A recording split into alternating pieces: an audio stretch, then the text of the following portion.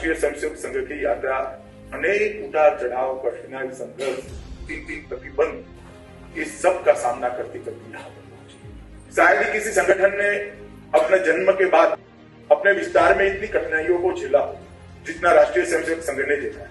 कई बार लगता था कि ये प्रकाश देने वाली ज्योति शायद हमेशा के लिए बुझ तो नहीं जाएगी। ऐसे भी समय संघ के जीवन काल में आए, परंतु और प्रदीप्त होकर ज्योति फिर से एक बार और आज न केवल भारत के माध्यम से विश्व भर में स्वधर्म और स्वराष्ट्र के लिए किस प्रकार से आत्मसम्मान की जागृति की जा सकती है, इसका एक उत्कृष्ट उदाहरण राष्ट्रीय स्वयंसेवक संघ ने स्थापित किया है। संघ अपने आप में एक अनूठा संगठन।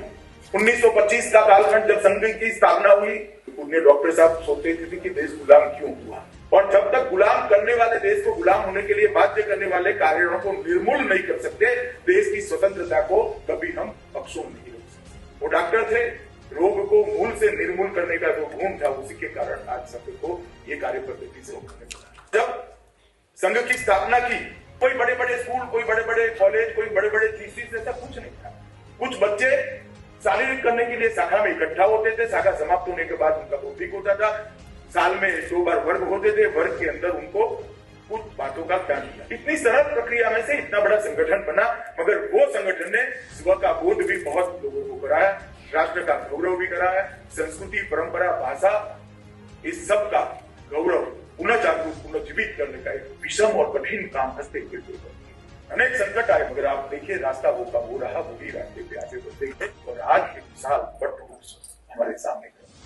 एक नागरिक को अच्छा नागरिक बनाना, राष्ट्रभक्त बनाना, इससे बड़ा कंट्रीब्यूशन देश के विकास के लिए हो ही नहीं सकता। और 100 साल से करोड़ों लोग ऐसे तैयार किए जो जहां गए, सरकार की नौकरी में गए, चार्टर्ड अकाउंटेंट बने, इंजीनियर बने, डॉक्टर बने, राजनीति में गए, मजदूर क्षेत्र में गए, धार्मिक क्षेत्र में गए, जहां गए एक देशभक्त नागरिक के रूप में उन्होंने काम किया है। और संघ का ये जो ट्रैक रिकॉर्ड है, इसके नाम की कोई फुटपट्टी ही नहीं।